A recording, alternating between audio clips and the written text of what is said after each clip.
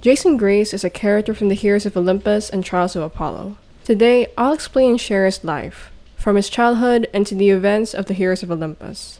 As usual, spoiler warning, and with that, let's get started. Jason Grace was born to a mortal named Beryl Grace and the Roman god of the skies Jupiter on July 1. Jason had an older sister named Thalia, but they had different fathers. Thalia's father was the Greek version of Jupiter, aka Zeus, while Jason's was Zeus's Roman form, Jupiter. Growing up, Jason was very close with his sister, and his mother would often talk about Jupiter to him. Things were fine in Jason's eyes, but unknown to him at the time, his mother was mentally unstable because she couldn't handle the truth that Jupiter or Zeus would leave them. Because of this, she drank heavily, and her mental health only deteriorated even more when Jupiter left them after Jason was born. The only one who knew about Beryl's mental instability was Thalia. Thalia was miserable living with her mother, and she kept debating as to whether or not to run away, but she only stayed because of Jason, as she did not trust her mother to raise him. Once when Jason was 2, he accidentally ate a stapler, which caused a permanent scar to form on his lip. At the same age, his life changed forever. The Grace family decided to go for a picnic, and Beryl Grace was approached by Jupiter and Juno. The gods told her to let Jason go, so that he would go to the wolf house and be trained for Camp Jupiter. Beryl Grace protested at this, but she had no choice. Jason was taken from her, and he cried for his mother and sister. They didn't come, and that was the last time Jason ever saw his family. Eventually, Jason's training with Lupa ended, and he was finally brought to Camp Jupiter. As a son of the king of the gods Jupiter, Jason was immediately offered to be a part of the first cohort, the best one in their camp. However, Jason denied the offer, and instead, he decided to join the 5th cohort, the worst one. Jason did this because he wanted to change the 5th cohort's reputation, and he befriended the least popular kids in camp. Jason would spend at least 12 years in Camp Jupiter, going on quests and training, and through it all, it was clear that Jason was a natural leader. People looked up to him because of his parentage, and he always stood out in front of everyone. Because of this, he quickly became a centurion, or the leader of the 5th cohort. Around this time, he also met Reyna Ramirez-Arellano. The two of them bonded and became very close friends. Over time, Reyna started to develop romantic feelings for Jason, and he was absolutely oblivious to it as he didn't reciprocate them. When they were 15, they went to Charleston, and Reyna had an encounter with Venus. Venus told her that no demigod will heal her heart, and she will not find love where she wished, meaning that her feelings for Jason would be worthless. Reyna didn't act the same after that, and Jason noticed the change in her, but he didn't understand what happened, as Reyna didn't explain it. So before jumping into the Lost Hero, where Jason's first formal appearance occurred, we have to get a bit of context as to what happened before. So we'll get into the Last Olympian first, the 5th book on PJO.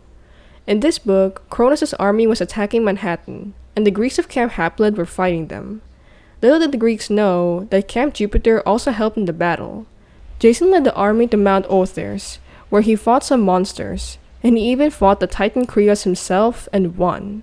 Jason's strength as a demigod is shown here, because he was able to defeat a Titan and topple Cronus' Iron Throne. This show of strength made Jason's centurion position be promoted to praetor, and he gained immense respect from his comrades. Jason was a praetor for 2 months, and became even closer with Reyna, as Reyna was also made a praetor. With a 5th cohort member turned praetor, the 5th cohort's reputation improved, and Jason welcomed demigod after demigod to Camp Jupiter. From it, he met Hazel Levesque and became friends with her. Jason and Reyna then met Nico D'Angelo, a demigod son of Hades who was Hazel's half-brother. Nico would often visit Camp Jupiter to meet Hazel, and Reyna and Jason agreed to make him an ambassador for Pluto. Jason's reign as praetor didn't last that long because of Hera. Hera kidnapped Jason and placed him in the wilderness school with Piper and Leo, so that he would be with the Greeks, and she placed Percy Jackson in Camp Jupiter so that Percy would be with the Romans. Hera did this because of the Prophecy of 7, a prophecy that Jason would participate in the future. So now, let's head to the Lost Hero, the first book in the Heroes of Olympus. Jason wakes up on a bus with absolutely no memory about who he is, and he meets a demigod named Piper Mclean who claims to be his girlfriend. He also meets another demigod named Leo Valdez, who says he's his best friend. Jason is beyond confused, and their bus leads them to the Grand Canyon. Once there, they are suddenly attacked by a Ventus named Dylan, and Jason instinctively gets a coin and flips it. The coin transforms into a sword, and Jason gets struck by Dylan's lightning bolt. That lightning bolt could have killed 20 men, but because his father's domain was lightning, Jason was barely hurt. He was merely kicked off his feet and lost a shoe. Dylan gets shocked at this, and Jason sees that Piper was thrown off the skywalk. Jason jumps after her, and he discovers his wind powers. The fight continues, and it ends with Dylan leaving with Coach Hedge. At that moment, a chariot of Apollo arrived, and aboard were demigods Annabeth, Chase, and Butch. Annabeth angrily demanded where Percy was, and Jason gets terrified of her while explaining what happened. Before this, Annabeth was given a vision by Hera that a guy with a lost shoe will give her the answer to where Percy was, and seeing that Jason was the person, she was disappointed that Percy wasn't there. Butch calms Annabeth down and tells her that they should all get back to Camp Half-Blood, and Jason protests at this. He said that Annabeth looked angry enough to kill him, but he quickly sympathized with her when he realized that her boyfriend Percy was missing, and she was just frustrated. The demigods arrived to Camp Half-Blood, and Jason met Chiron the Centaur. A quest to rescue Hera was announced to Jason, and he picked Piper and Leo to join him. The next day, Leo showed off Festus to Jason and Piper, and they climbed the board to go to Boreas. Once there, they met Chione, the snow goddess, and she attacked them. They escaped and Festus broke down. There, Cyclopses attack and knock out Piper and Jason. Leo managed to save them from there, and they met Medea next. Jason and Leo almost fought each other because of Medea's charm speak, but Piper saves them in the end. After that, they met King Midas in the Tyrces. King Midas turns Leo and Piper into pure gold, and it was up to Jason to save them. Jason fought against the Tyrces, and tricks Midas into turning the Tyrces into gold. It works, and Jason destroyed Midas with a lightning bolt, and he flies Leo and Piper away from there. As the trio set up camp later on, Lycaon attacks, but they are saved by the hunters of Artemis. Thalia was there, and she was shocked to see Jason. Thalia, Jason, and Leo talk, and Thalia tells Jason about their mother. She finally spilled the secret that their mother was mentally unstable, and what happened before Jason was taken to the wolf house. Thalia soon had to leave, but she agreed to bring them to Ayla's place. The place was suddenly attacked, and they fled to Mount Diablo. Jason fought Enceladus, but in the process, his sword broke. Piper and Leo helped him defeat the giant, and Jason called on Jupiter to help them. Jupiter replied to the call by sending a giant lightning bolt, and Jason called on lightning of his own. This fully killed Enceladus, and it shattered the mountain. They meet with the hunters in the wolf house to find Chione there. Chione freezes the hunters of Artemis, and Jason watched as Leo fought her. Leo ultimately wins, making Chione leave. Peripheron, another giant, wakes up, and despite being weaponless, Jason selflessly chose to fight him. Jason is clearly outmatched, but he is saved by Hera. Hera told everyone to look away, and she unleashed her godly form, which single-handedly killed all of the giants. Jason wasn't able to hear her warning, and he nearly died because he witnessed Hera's godly form. He gets knocked out, and both Thalia and Hera believed he died. Piper refuses to believe this, and uses her charm speak to bring him back to life. This works, and Jason wakes up. Though it's not clearly stated, we can say that Jason woke up not just because of Piper's charm speak, but because the doors of death were open, which released dead souls. Meaning Jason's soul could have gone through the doors of death and gone back to life. The trio go back to Camp Half-Blood, and it's revealed that Jason was from Camp Jupiter and not Camp Half-Blood, and that Percy was in Camp Jupiter as a part of Hera's plan. Jason doesn't appear in the Son of Neptune, but there are a few mentions of him through Percy's dreams and the campers of Camp Jupiter. That's all we get about Jason in that book, so let's head to the Mark of Athena. Here, Jason along with Annabeth, Piper, Leo, and Coach Hedge are aboard the Argo 2, and they went to Camp Jupiter. Once there, Reyna greets him, and she gets a bit jealous when she realized that Jason was dating Piper. Jason and the rest talk about the events of the lost hero and the Son of Neptune, and Jason takes Piper around New Rome. However, things go bad when Leo was possessed by an Eidolon, making the Romans fire at the ship and attack the Seven. The Seven escaped, and Jason was hit by a brick, knocking him unconscious. Later that day, Piper gets a dream of Bacchus, the Roman wine god, and they decide to meet him. Jason and Percy accompany Piper to meet with Bacchus, and the Eidolons suddenly inhabit Percy and Jason. Jason and Percy almost fight to the death, but Piper managed to stop it from happening. She takes them back to the Argo 2, and the team discuss the Eidolons. Piper makes the aliens swear to leave them alone, and soon they reach Charleston. The Romans were catching up on them, and Jason and Percy came together to make a huge storm to drive them away. They encountered an island where Hercules was, and Jason and Piper go down the ship to meet him. Jason told Hercules of their quest, and Hercules tells him that they can only pass if they could get the horn. The horn turned out to be a cornucopia, and Jason and Piper managed to get it. Hercules asked for the horn, and after a bit of a conversation, Jason realized that Hercules was not a good person. Because of this, Piper shoots food at Hercules with the cornucopia, and Jason flies them both out of there. The Argo II was constantly attacked by monsters, and Jason helped defend the ship. One night, they were attacked by Chrysaor, and Jason was held hostage with the rest. Percy and Frank managed to save them, and they continued their quest. Jason's birthday comes, and he, Percy, and Piper go to a place Piper saw a vision of. Once there, they were almost drowned by nymphs, and Piper quickly had an idea. She used the cornucopia to save them, and they got information about the giants Otis and Ephialtes. They quickly find it, and they saw the jar where Nico the Angelo was kept hostage. The giants released Nico, who was in a death trance, and Jason, Percy, and Piper distracted the giants so that Nico could escape. Nico managed to weakly crawl away as the trio fought the giants. Jason fought Otis, and he managed to turn the two giants into dust, but they quickly reformed. In the chaos, Piper was knocked out, and at that moment, all of them were transported to a coliseum where Bacchus was. Bacchus refuses to help Jason and Percy unless the two can entertain him. Because of this, Jason and Percy were forced to fight off the giants, and when the giants were a bit weakened by the demigods, Bacchus decides to finally help and finished off the giants.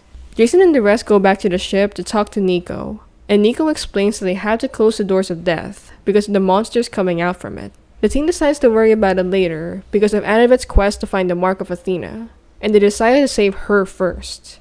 The Argo II goes to where Annabeth was, and they all help haul the Athena Parthenos inside. Things go wrong when Percy and Annabeth fell into Tartarus, and Jason felt devastated. They all decide to go to Epirus to meet Percy and Annabeth on the other side, and the book ends there. So now, let's go to the House of Hades. Jason becomes the leader of the crew because of Annabeth's absence, and he held meetings with Leo, Nico, Hazel, and Frank. In one of those meetings, they discussed their plans of going to Epirus, when suddenly, Piper and Coach Hedge were attacked, and held prisoners by dwarves. Jason and Leo ran after the dwarves, and Jason was knocked out in the chase. A few days later, a pirate named Skyron attacked, but they were all saved because of Hazel manipulating the mist and killing Skyron. Jason later gets a dream that Annabeth managed to bring a message to Rachel Dare to tell Reyna to stop the attack on Camp Half-Blood. It was agreed that Reyna had to bring the Athena Parthenos to Camp Half-Blood, and she started following the Argo II. Jason tells the crew that they should go to split Croatia to get the scepter of Diocletian, which Nico would later use. Jason and Nico talk a bit about the place, and they soon went underground to meet Favonius there. The wind god told them that they had to meet Cupid, the god of love, and Nico immediately looks terrified. Jason gets confused and tries to comfort Nico, but Nico shakes it off. They went to Cupid, and he begins to taunt the two of them, shooting random arrows occasionally as they spoke. One of the arrows shot Nico's arm, and Nico gets frustrated, telling Cupid to just give them the stupid scepter. It leads up to Cupid wanting Nico to confess his love in exchange for the scepter. Jason remembers a rumor that Nico had a crush on Annabeth, and Jason tells him that it's alright to admit it. Nico surprises him though, by saying that he wasn't in love with Annabeth, but with Percy. Jason was stunned, and Cupid did his part of the promise and gave them the scepter. Nico seemed to be ashamed of himself, as he just admitted he was gay in front of Jason, but Nico was surprised when Jason didn't judge him. Instead, Jason assured Nico that the rest of the seven wouldn't judge him either, and even admitted that what Nico did was the bravest thing he ever saw. The two go back to the ship and they sail to Greece. Suddenly, Chione barges in with her brothers. Chione blasts Leo out of the ship and freezes Jason into a block of ice. Luckily, Piper managed to save him, and Chione and her brothers left in the end. A couple more events happen in this book, and it's clear that after the Cupid scene earlier with Nico, Jason wanted to be friends with Nico to show that he cared about him, but Nico kept shaking Jason off. The two get into an argument because of it, and Jason ends up feeling bad for Nico. On top of this, he was worried about Leo, who was still not back, and Jason was having a bit of an identity crisis. The more he spent time in Camp Haplet and with the Greeks, he felt more at home with them compared to when he belonged in Camp Jupiter. This made Jason's Roman identity inside him fade away, and he was worried about what that meant. Soon enough, Leo reunited with them from Ogygia, and Jason noticed that he was heartsick, but Leo wasn't open to explain, so Jason dropped the topic. They soon arrived at Necromantion, and Nico used the scepter to command the dead Romans for reinforcements in the fight against the giants. As a praetor, Jason tries to lead the dead Romans, but they don't listen to him. The dead Romans sensed that Jason didn't feel his Roman identity anymore, and seeing that they weren't going to follow Jason, Frank tried to command them instead. It works a bit because Frank was a Roman centurion, but not all of the Romans follow him. After all, Frank was just a centurion and not a praetor like Jason. Seeing this, Jason stepped down from his position as praetor and gave it to Frank. Frank led the army, and Jason was happy for his friend. Jason helps in the battle with Nico and Frank, and their quest was successful. They managed to close the doors of death, and Percy and Annabeth got out of Tartarus. The seven reunited, and they met with Reyna. They talked and decided that Reyna, Coach Hedge, and Nico would bring the Athena Parthenos to unite the two camps against Gaia. And now, let's go to the Blood of Olympus. Jason, Annabeth, and Piper go undercover to get information on Gaia in a party of suitors. Things were going fine when Michael Verus, a Roman demigod who was said to be dead, comes to Jason and recognizes him. Michael blew their cover, and before a fight could break out, he summoned a mania version of Beryl Grace to distract Jason. Beryl came to him and told him to come to her, but Piper and Annabeth snapped Jason out of it. Beryl disappeared suddenly, and a fight breaks out. Jason was then stabbed by Michael Verus, and Annabeth and Piper finish off the remaining suitors. Once the place was clear, Annabeth gave him ambrosia to heal him, and at that moment, Hera suddenly appeared. Hera told them to meet Apollo and Artemis if they needed help, and she left.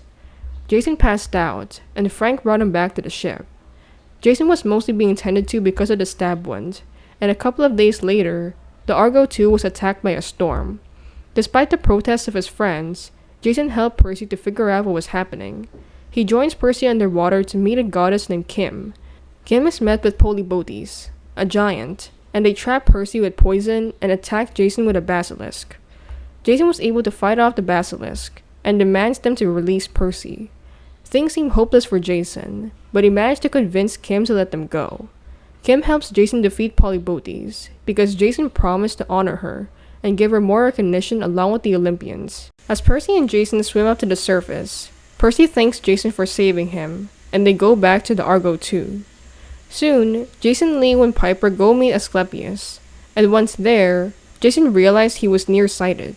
This makes Asclepius give him a pair of glasses, and they leave with the position's cure.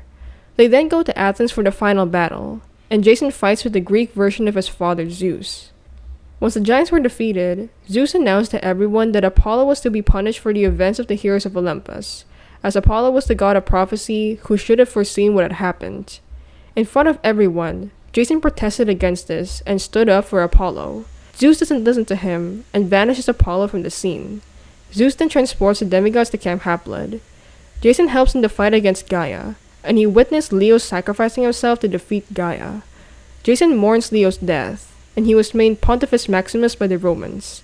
Despite the position, Jason permanently moves to the Zeus cabin in Camp Haplet. He meets with Piper by the end of the book, and both of them mourn Leo's death. And that's how the book ends for Jason. His journey doesn't end here, so tune in for part 2 on the life of Jason Grace, where we'll talk about what happens to him in the Trials of Apollo, the books after the Blood of Olympus. So how about you? What's your favorite Jason moment? Let me know in the comments down below.